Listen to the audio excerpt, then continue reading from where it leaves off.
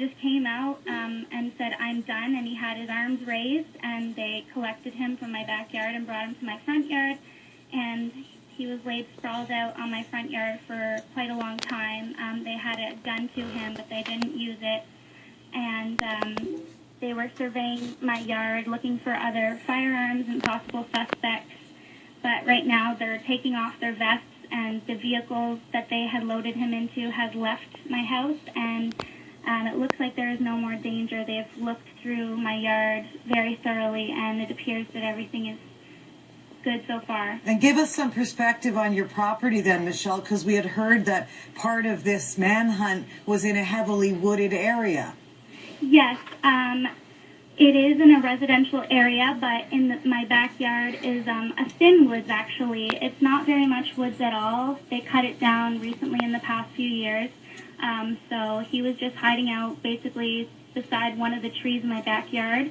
We're not sure how long he was there. There was no sign of him from my family, and we actually let our dog out in the backyard a couple times over the evening and had no sign of him, so we're not sure how long he was actually there for. Considering you've been in lockdown, as you say, with your family since last night, this is all that you've seen on radio and television. It must have been absolutely terrifying to see this unfolding on your own front lawn.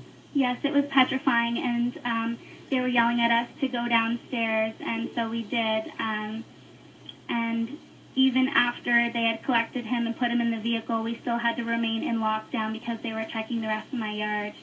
Was the person you saw arrested, did he look like the man whose photograph has been all over television and print and Twitter all day? Yes, he absolutely did. They actually had him facing my front window that I was looking out, and I could see his face clear as day, as could the rest of my family, and we can confirm pretty much 100% that we saw the person who has been in the media on the photos. And you clearly heard this suspect, Justin Bourque, say, quote, "I'm done." Yes, quote, "I'm done." That's what he said, and he just came out with his arms up, and that was it. There were no gunshots or anything like that. He didn't, it's hard to say if he was struggling or not with such a strong team around him, but it appeared as though there was no struggle.